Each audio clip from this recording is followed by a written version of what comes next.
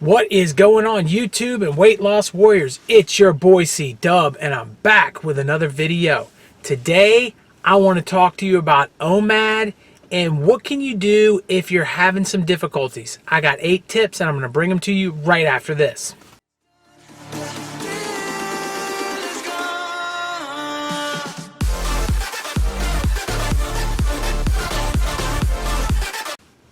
Hey guys, what's going on? It's your boy C Dub and I'm back with another video. If you don't know who I am, I lost 125 pounds eating one meal a day, and I know that we all have struggles with OMAD, so I wanted to talk to you about what you can do to make those struggles easier, especially when you're in the beginning of your journey.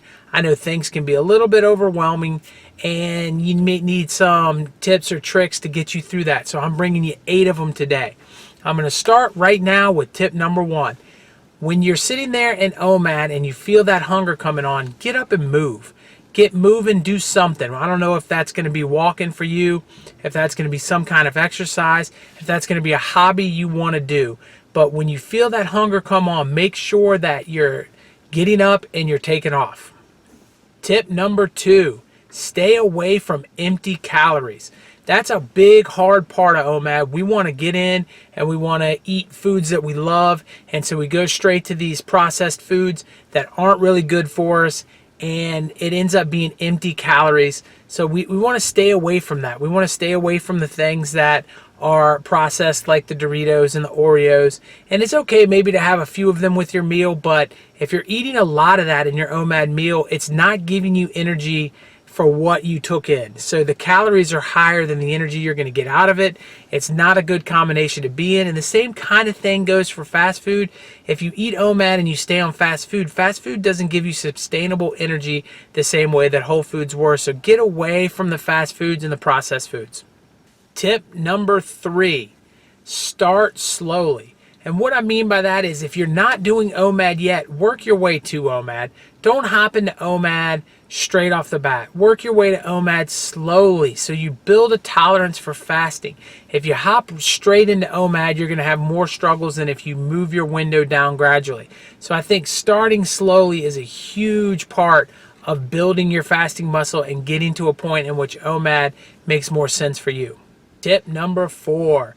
I don't know if your refrigerator has it, but mine certainly does, where it breaks ice cubes up. If you don't, just break ice cubes up with a spoon or whatever you can. But if you crush ice cubes and you fill up a glass and you just chew on the ice cubes, you suck them down, you put them in your mouth, you get the feeling that you're doing something when you're really not doing anything. It's no different than drinking a water. But it also lasts longer. If you take 16 ounces of crushed up ice cubes, it can take you quite a bit of time to sip on that and chew it up and to drink and play with the ice cubes. And it will fill you up a little bit and make you feel better. And you can also just drink a glass of water when you feel the hunger go on. I think it's very underrated to, when you feel hunger, to drink a glass of water. Most of the time, if you do that and you get up and move with step 1, your hunger is going to go away. Number 5. This one I really enjoy myself, but a lot of people in the fasting community are going to bat an eye to me. Let's first start with, if you're feeling that hunger, coffee and tea with no creamers or anything, and there's your first option. But some of you guys have complained and struggled that you want to put sugars and you want to do this and that with it. But I find that if you drink some sparkling water of some kind, whether that be Zevia, or if you have to, maybe even like a Coke Zero or a Pepsi Max, if it makes you feel like you're getting that carbonation, makes you feel a little bit more full, it makes you feel a little bit more able to push through a situation when you're getting hungry, I don't think there's anything wrong with that. I think when you get used to it and the hunger goes away, you can wean off of it a little bit. And Zevias, I don't think there's any problems with it. So if you want to grab a Zevia to make yourself feel better, do it.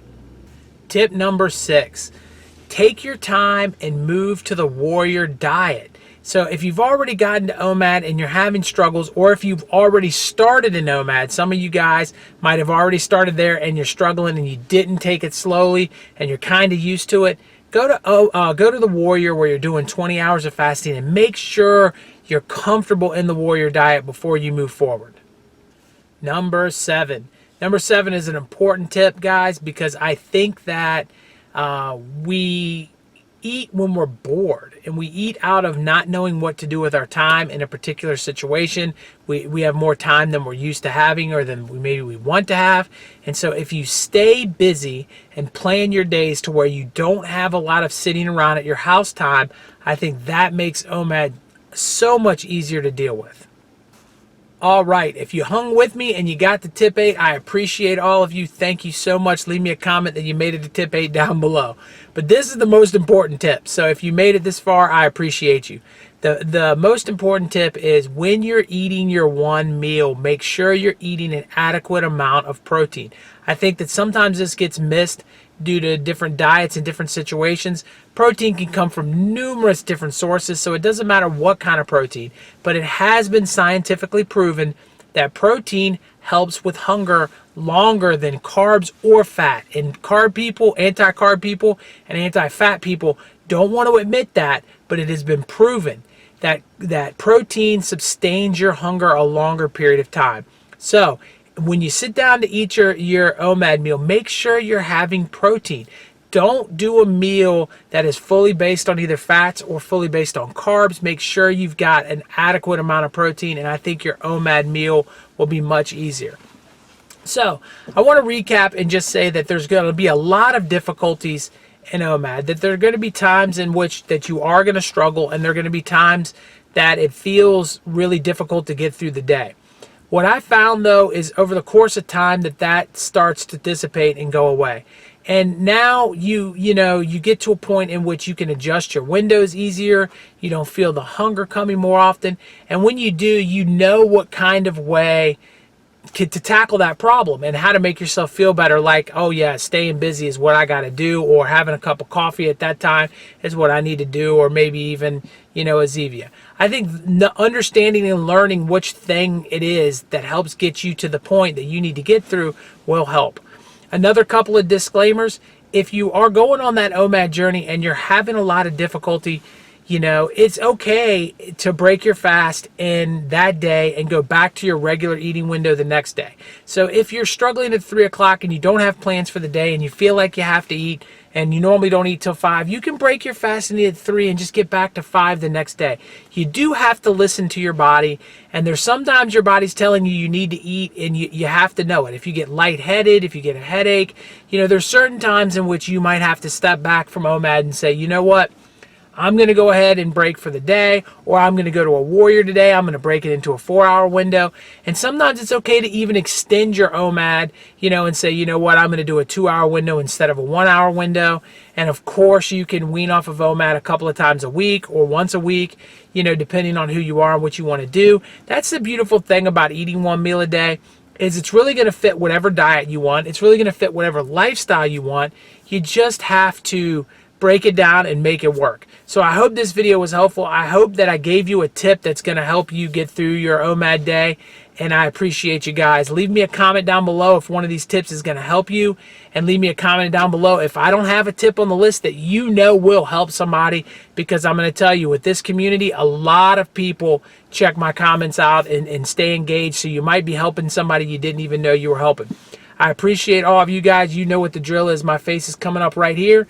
Click on it, subscribe, enjoy more of my content when these other videos pop up. Thank you all so much for being a weight loss warrior. I appreciate you. I'll talk to you on the next one. Peace.